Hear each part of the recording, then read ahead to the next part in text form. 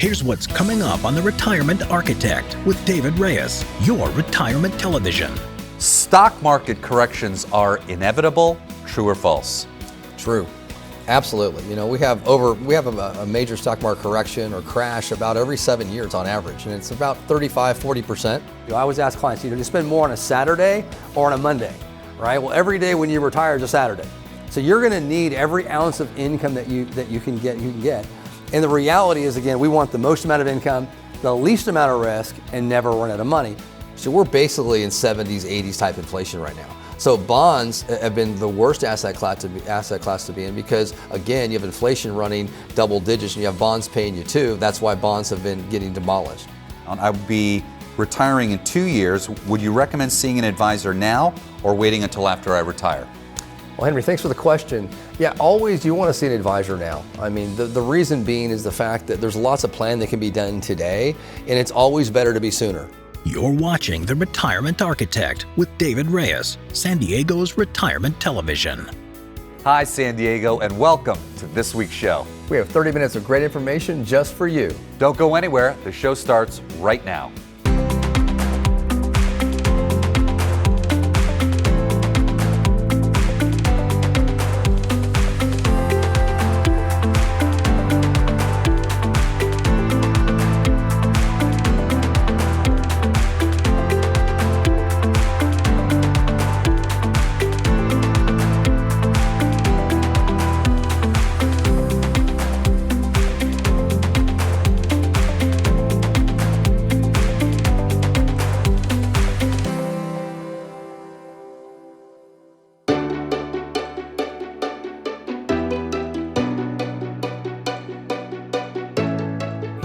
Hi, and welcome to this week's Ask the Architect, where you email your questions into us from all over San Diego, and we answer them right here on the show. David, how are we doing today? Doing great. Awesome. We have some wonderful questions. I'll start with Barbara from Encinitas, and she writes, David, I own a business here, and I'm ready to start planning the transition to my kids. I know that as a business owner, there are some rules in the tax code that can help us with some advanced planning and tax reduction strategies. Does your advisory firm do this sort of work? Do you work with CPAs and attorneys? Barbara, great question. Yeah, absolutely. I would say probably 20% of our practice is business owners. And so that's important because there is lots of ways to reduce taxes, especially for business owners. And so bottom line is I would look at getting a review by a firm actually that does work again with CPAs and attorneys proactively, collaboratively, because quite honestly, most firms don't. And so those types of questions are important, and there's a lot of answers really that can help both not only for you today with taxes, but also with the passing on of that business. Yeah, and that's going to make all the difference in the world to a business owner because you really need a specialist that knows what you need and the advanced planning that goes into that. And the second piece, and correct me if I'm wrong here, David, but when you're going to meet with the CPA and the attorney, we're not talking about you're going to drive all over town, meet with this one, they're going to talk on the phone. We're talking about under your roof, all meeting together at one time with the client, right? Do it all the time. So yeah, you'd collaboratively because everybody is going to have a different perspective on the planning. The CPA is going to have a perspective. The attorney is the advisor. So you have to collaborate. I have a saying that planning doesn't only have to be integrated, it has to implement, it has to also be integrated. Because otherwise something's going to get lost. Yeah. What if someone has their own CPA and they want to bring in the mix? Is that okay? Perfect. Or do they have to Absolutely. Use yours? No, we encourage that. We want to work with existing advisors. Gotcha. If we feel that there's things that need to be augmented, we're going to tell you that because that's what people pay us for. But the fact is, absolutely, we want to involve your existing CPAs, existing attorneys, collaboratively help. Because of the client, we're just trying to help the client optimize their retirement. Wonderful. My next question is from Jennifer in Carlsbad, and she writes, Hi, David. I'm looking for a new retirement plan and financial advisor. Please explain to me how in this low interest rate environment you can get good returns without having significant risk. Well, Jennifer, thanks for the question. Yeah, that's a challenge. It's been a challenge since really the mid-2000s after the financial crisis. And now what you're looking at is ways that you can increase income. Real estate we use as an investment we talk about a lot. You can get yields in there of, let's say, 4 or 5%. We also use, principal guaranteed products, like even annuities can be a great option where you can get lifetime income streams. So those are kind of the places that we start. Then you start getting into maybe dividend paying stocks by blue chip companies that you can get, good income from. So it's kind of layering on kind of the bucket approach to dealing with this. So, there's lots of ways to handle that. Yeah, and I think another couple things come up in this low interest rate environment question. My first one to you, David, would be at some point the Fed's going to have to raise them, right? I think maybe can it stay this low forever? Let's start there. Well, the Federal Reserve's already raising interest rates. I mean, their target rate right now is about 3 to 4% over the next 12 to 24 months. Yes. Okay. Yes. I was unaware of that. They're raising interest rates right now. So, that is happening. The positive of that is higher rates. You get more yield. The negative is if you own bonds right now, Bring that up. you're getting beat up right now. So, bonds have been down as much as, depending upon where you're at with long-term treasury bonds or shorter term. I've seen bond funds that are down up 19, 20% this year. So it's been a tough asset class. The good news is kind of once we get past this, bonds may be a better asset class a year from now. Gotcha. But so those are some of the issues that we're facing right now. There are also headwinds to the market. So there's kind of different ramifications with the Federal Reserve raising interest rates right now. Gotcha. Last question, and I got 1 minute for this one. Henry from Point Loma, and he writes, David, my money is tied up in a 401k and in a cash account. I would be retiring in 2 years. Would you recommend seeing an advisor now or waiting until after I retire? Well, Henry, thanks for the question. Yeah, always you want to see an advisor now. I mean, the reason being is the fact that there's lots of planning that can be done today, and it's always better to be sooner, right? The retirement red zone for me is like 5 to 10 years. So 2 years, 1 year. Most of my clients are already retired, quite honestly. Hot Come to into me. the red zone, right? Exactly, but that's okay. That's okay. A lot of things can be done in that short window to make sure that you're repositioning, and more importantly, is educating yourself on what's possible. I think that's actually more important. Just, hey, what's available, what's out there, what kind of planning can be done to help with my retirement. And I'm sure you love when this happens, because I'm sure it happens to you all the time, every week. When somebody comes in and you sit down with them and you put a plan together and you could say to them, guess what? If you want to retire today, you can retire right now. Great feeling, right? Happens all the time. That's my favorite. Yeah. Absolutely. David, thanks so much. If you want more information about anything we spoke about here today, hey, pick up that phone right now and give us a call in the office or go to our website. And don't go anywhere. We'll be right back. You're watching The Retirement Architect with David Reyes, San Diego's retirement television. Are you unleashing the possibilities of your assets in retirement? Hi, I'm David Reyes with Reyes Financial Architecture. As a retirement and investment advisory firm here in San Diego, we've helped countless retirees and pre-retirees create a cohesive plan to maximize their assets and, most importantly, their cash flow in retirement. Call 866-REYES-PLAN right now to schedule a complimentary second opinion review. And remember, you retire once, we retire every day. You're watching The Retirement Architect with David Reyes, San Diego's retirement television.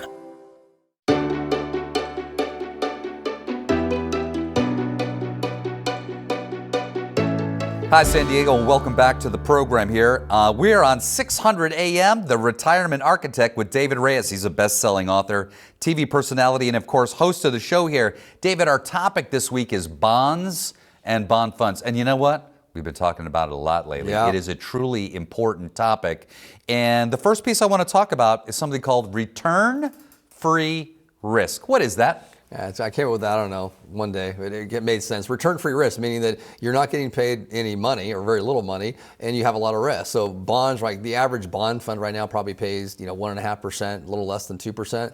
And diversified bond fund, and the fact is some of those funds have been down 10% this year. So think about that for a minute. Wrap your brain around that one. Oh boy. Right. So that's why I call it return-free risk. And if you add inflation upon that, you have negative yielding bonds. So inflation is running 8%. It's probably more like 15. If we use numbers back from the 80s, actually, because the problem is people don't realize the federal government actually pays pensions based upon CPI, Consumer Price Index. So guess what? It's in their best interest to make CPI lower. So they actually have done that. So really CPI is about double what the stated CPI is. In March it was 8.5%. So I would guess, and not have to guess, it's about 15. Look at gas prices. I looked at natural gas. Right, because gas and groceries aren't included. Are those the two? Those are the They're two part that of are. input costs. You have housing expense, your rent cost, of course, food and housing, energy, those types. No, of but things. which ones did they take out to go from?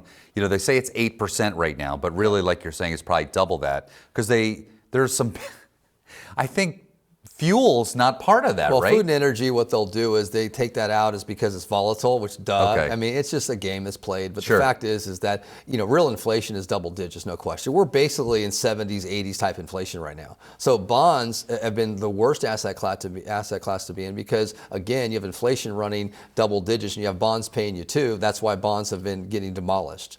So the problem is most models that these big firms use, they go back to like 2000 or the 90s. They don't go into the 60s and 70s. The worst time to retire was in the 60s and 70s. Why? Inflation. Not Right. because of the stock market, because of inflation. So bonds and stocks during that time frame actually went up and down together. It just started in the 80s when interest rates started falling that you saw bonds be a good diversifier. Yeah, David, I think a lot of pre-retirees and retirees don't really factor inflation into how potentially cruel that could become down the road. I have one of your colleagues that I work with. She refers to it as the silent killer. Absolutely. Because when your buying power starts to go down, down, down, and it kind of just creeps up on you, next thing you know, I mean, if we have 20 years from now, what you needed $1 for, you now need $2 for to make that purchase, and then all of a sudden it's like, geez, do I need to go back to work? Who wants to go back to work, right? Yeah. You've done the retiring. Yeah, it's basically a tax on everybody. That's the problem. So right now, we have wage inflation. Wages are rising about 5%, but you have inflation at 8%. So really, people are making less money. The average worker is making less money. So it's a problem. It's inflation. That's why the Federal Reserve is going to be aggressive. Will continue to be aggressive. Their two mandates are, price stability and full employment. We have full employment. We have sub 4%, unemployment. But you have inflation that's really double digits, right? So the fact is, they have to attack inflation because inflation is a big problem. It's a tax on everybody, especially on the lower and middle class, because they have less disposable income. Maybe something that can be done is really taking a hard look at your portfolio and making sure, and I'd like you to discuss this, but making sure that you actually have a bond rather than a bond fund. There is a difference, and maybe one is better than the other. Yeah, so if we're going to have significant capital in bonds, especially for higher net worth clients that we have, we want to own bond funds or individual bonds. Sorry, because the difference is we can pick and choose the bonds we want to own, whether it's treasury bonds or corporate bonds, municipal bonds. So we can be very precise about what we want to own, know what our yield is going to be, know what our risk is, and also have a duration that we can say, because a typical bond is going to pay back your principal, even if it's volatile. Like right now, if interest rates are going higher, bonds are going lower, if you own the individual bond, you're going to get back your principal at the end of that term. Where the bond fund, that's not necessarily the case. So I always like to be optimistic. Here's the good part. The good part is bonds are going to be a lot better asset class. They're approaching 3% yield as of this taping, right? 3% yield. And now it's competing with stocks, right? Because the dividend yield on the S&P 500, I told you, is 1.5%. So if you can get a 3% in a bond, right, at least now it's competitive, right? At least now it's beginning to be competitive, where now as a firm, I'm starting to look, right? Because I'm fortunate, I'm not getting beat up by bonds, but now I'm going to start probably dipping my toe as a firm into the bond market now. And what about like length of duration? Like, should you even consider a 20-year bond, 10-year, 5-year, 4-year? Like, what would you tell one of your clients right now for the length, the term of a bond? That's a good question. So really the longer term the bond is, so let's say you do a 20-year treasury bond, you're going to have more volatility in that bond, but you're also going to get paid a higher interest rate, right? Now, right now, it's called what we call a flat yield curve. Again, getting a little, we don't want to get too wonky here, but so really short and long-term rates are pretty close to the same right now. So there's not really a benefit to that. But the fact is that the longer term the bond is, the more interest you're going to get paid, but also the more volatility you're going to have in that bond. So it just depends. Yep. Thank you so much. Yes. If you want more information and you'd like to do a complimentary second opinion, I'm not just talking about a complimentary second opinion. I'm talking about one where David's eyes are going to look at your portfolio and give you some analysis. Hey, pick up that phone right now, 866-REYES-PLAN. Go to our website, reyesplan.com. We look forward to seeing you real soon again, San Diego, and don't go anywhere. We will be right back. You're watching The Retirement Architect with David Reyes, San Diego's retirement television. How confident are you in your current financial plan? Do you know with certainty how the recent market volatility will affect your future hopes and dreams? How much are you paying in taxes? And how much are you losing to unnecessary high fees? You didn't work to save this money so that you could spend your time worried in retirement. Now is the time to take charge of your finances so you can feel confident about your future. Call in during the next 30 minutes of today's show only. to set up an absolutely complimentary, no obligation, full-blown financial review that will result in your own customized written plan.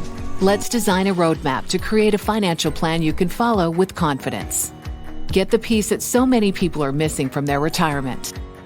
Find out how having a written plan can make a difference to your retirement dreams. Call now to schedule your complimentary, no obligation, full-blown financial review today. You're watching The Retirement Architect with David Reyes, San Diego's Retirement Television.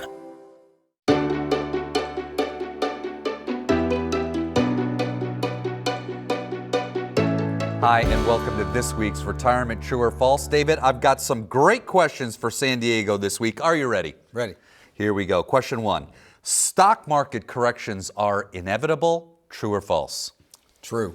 Absolutely. You know, we have a major stock market correction or crash about every 7 years on average, and it's about 35, 40%.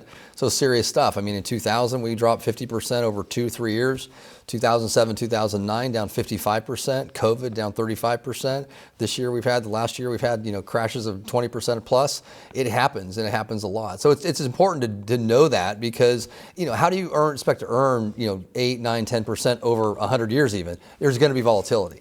So that's the trade-off, unless you want to maybe reduce risk and maybe reduce returns a little bit. But the fact is that it's just part of the investing, psychology, and part of the investing in the market, if that's what you want to do. Do you think people forget? Absolutely. You open the envelope, you keep taking out your statement, it goes up, it goes up, it goes up. At some point, should someone adopt the philosophy, and I'll call it Vegas philosophy, if I'm up in Vegas, maybe I'd take some chips off the table, right? Stick them in my pocket, play with house money. What are your thoughts on that? Nobody does that. Nobody does that, right? Because we're motivated by two things. Warren Buffett said, fear and greed, right? And he said a great quote: when other people are fearful, be greedy, and when other people are greedy, be fearful. Right? So I think Warren Buffett may do that, but most investors, they're going to buy more. It's the only thing we pay more for that are higher. It's like you buying that suit when it's $2,000 instead of $1,000 or $500. I mean, it's the only asset, because it's emotionally driven. Right? So that's a problem. So you have to have a disciplined approach to deal with that. As a firm, we're always concerned about protecting capital. So that's their number one concern. All right, David, thank you for that. Next question. It doesn't matter what financial advisor you use, because they're all the same. True or false? I don't know. Probably false. Yes, how about false? Yes, for sure. I mean, the reality is you really have two types of advisors, in my opinion. And 90% of advisors are just asset allocators. They're going to just say, here's your stock and bond portfolio. Hope when it goes up, it's great. When it goes down, don't worry, it'll come back, right? Then there's probably the smaller percentage, which are dealing with more of the planning side and more concerned about protecting your money first. Our kind of clients that have already won the game, so to speak. They already have their $1 million, $2 million, $3 million, protect capital, create cash flow streams, grow capital. So, somebody who does retirement planning, tax, estate planning, those types of things, that's more what the advisors that are dealing with the clients that have the wealth, that really need the planning. And those are the kind of advisors that I think people in retirement need. Yeah, let me echo that sentiment, because that 10% fit into that sort of boutique, independent fiduciary. Yep. And, that's been the 50-cent word over the last year or so on TV with commercials, right? So I'd like to take a minute and talk about what is the difference between the fiduciary standard and the suitability standard. Yep. Because that 90 to 10% is really important to tell people, because, hey, if I just Google an advisor, what's separating them all, right? You really need to look for that independent fiduciary. Yeah, I feel bad for the public, because that's a challenge. I mean, what does a fiduciary even mean? I mean, really it means that I have to put my interests ahead of your own in the firm's, meaning that I represent Mark, I represent my clients. Imagine that. I know, huh? What a concept. You have to work in the interest of the client. What a concept. So, that's just the way that I believe that things need to be done. A suitability standard means that it's a lower standard of care. A fiduciary standard is a legal standard of care. Basically, when you deal with lower standards of care, it's about suitability. Is the asset, is the investment you're in suitable from a risk perspective? And that's it. Mm-hmm. So somebody could sell you a horrible investment. That's a very big pool of, yes. The suitability standard. Because I think you could make an argument that anything is suitable, or almost anything, I should say, is suitable, as opposed to this is clearly in the best interest of the client. Hey, listen, I read an article, and the gist of the suitability fiduciary standard was sort of summarized like this. In the suitability standard, a lot of that is focused on appeasing the stockholder of a larger company and making sure that that corporation makes the gains that it needs to make. In the boutique independent fiduciary, the stockholders are essentially the clients. Absolutely. That's who you need to make happy. I don't need to worry about this month's quota or did we sell enough of that product. Yep. No, we don't have that burden. Our burden, which is a beautiful one, is to make sure that our clients get exactly what they need to retire well. Absolutely. Good summary? It's a partnership. I mean, that's I say you involve our firm, then we're a partner to our clients, and that's just, they get that. All right, last question. The stock market is the only place you should have your money when you are in retirement, true or false? That would be false. Yes, absolutely. Yeah, that's one of the biggest mistakes that are made is really stocks and bonds. I mean, people think I need to have X amount of stocks, X amount of bonds. There's nothing wrong with that, but the fact is there's other asset classes. We're going from accumulation to distribution. So we go from trying to grow the assets to trying to protect assets, create cash flow. We want growth, but it's kind of the third in line. It's not the most important. I ask clients, if you have $1 million and we can produce $50,000 a year for the rest of your life, and you still have your $1 million, would be okay. And most clients say absolutely. And so that's kind of the mindset that we have. Yeah, of course, we want to grow the money. What's most important is they have the income they need that they don't outlive to have the quality of life that they want to have. You know, it's interesting that you bring it up because we've had that conversation about that 5% model, okay, which is wonderful. And I remember we were actually talking about it last night. And I thought, wow, that is a unique form of thinking. And the other piece that I love too is that at Reyes, you guys really use a number of different asset classes. It's not just stocks and bonds. There are a variety of wonderful products out there today to create a strategy, because I don't like to talk product, I like to talk strategy, that requires more experience, digging that trench, staying on top of all of the education that's out there today so that you can in fact provide that highest realm of planning for your clients and those people that come in and see you for the first time. Fair statement? Absolutely. You have to I look at assets like widgets. I mean, I don't care if it's green, yellow, purple. What does it do? Period. What does it do from an income perspective, from a risk perspective, from a growth perspective, and that's it. So if you use a stock, use a bond, use real estate, use annuities, doesn't matter. And quite honestly, I think we're a little unique in that because we're not the Ken Fisher saying annuities are horrible or the annuity guy that's saying stocks are bad. You know, we use everything and build portfolios that are diverse, you know, above and beyond stocks and bonds. David, thank you so much. Hey, if you want more information about this or even better, you'd like a complimentary second opinion, give us a call right now at 866-REYES-PLAN or go to our website, reyesplan.com. And don't go anywhere. We'll be right back. You're watching The Retirement Architect with David Reyes, San Diego's retirement television. Now more than ever, it's vitally important to review your current retirement plan and get an educated second opinion. Hi, I'm David Reyes, and for many retirees and pre-retirees, this is a very confusing time. As a family-owned business right here in San Diego, we have educated hundreds of families on how to retire with confidence in all market conditions. So let us help you. Give us a call at 866-REYES-PLAN for a complimentary second opinion. And remember, you retire once, we retire every day. You're watching The Retirement Architect with David Reyes, San Diego's retirement television.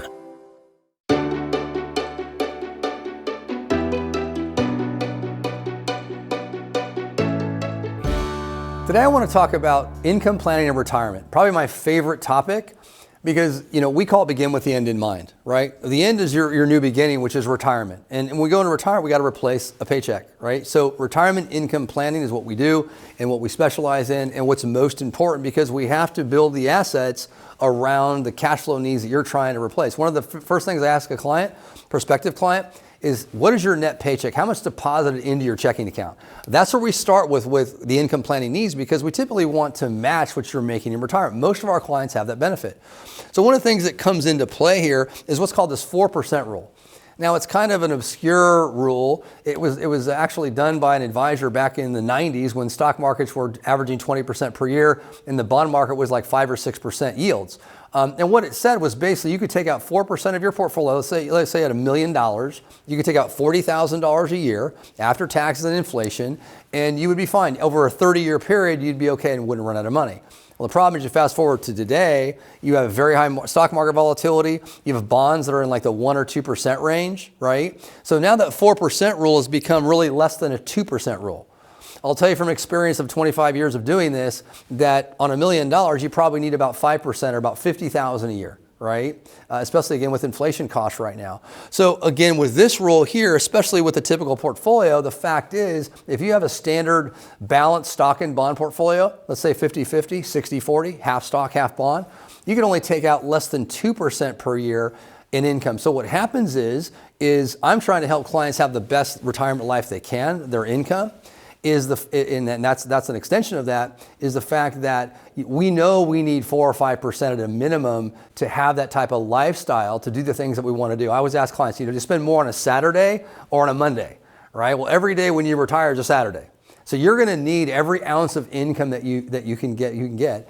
And the reality is, again, we want the most amount of income, the least amount of risk, and never run out of money. So how we're going to get there is going to be a different way. The assets that we own, the type of investment strategy we have during accumulation are going to be far different than they're going to be when we go to retire. We're going to add things like maybe real estate, dividend paying stocks. I always have a saying that if we're going to own stocks, we want to get paid, right? Just think of real estate.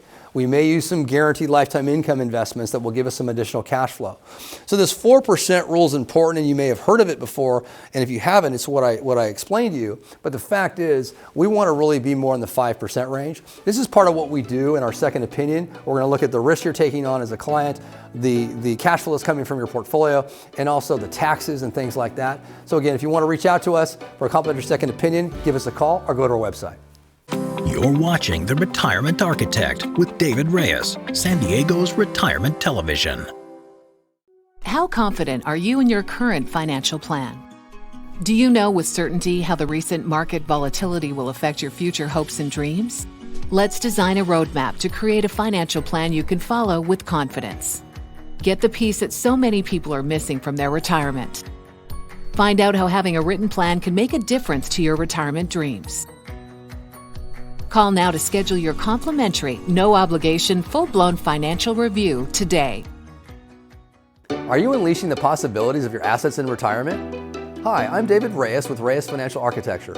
As a retirement and investment advisory firm here in San Diego, we've helped countless retirees and pre-retirees create a cohesive plan to maximize their assets and, most importantly, their cash flow in retirement. Call 866-REYES-PLAN right now to schedule a complimentary second opinion review. And remember, you retire once, we retire every day. You're watching The Retirement Architect with David Reyes, San Diego's retirement television. Thanks so much for watching this week's show. And if you want more information about anything we spoke about here today, hey, pick up the phone and give us a call in the office at 866-REYES-PLAN or visit our website. And remember, you retire once, we retire every day.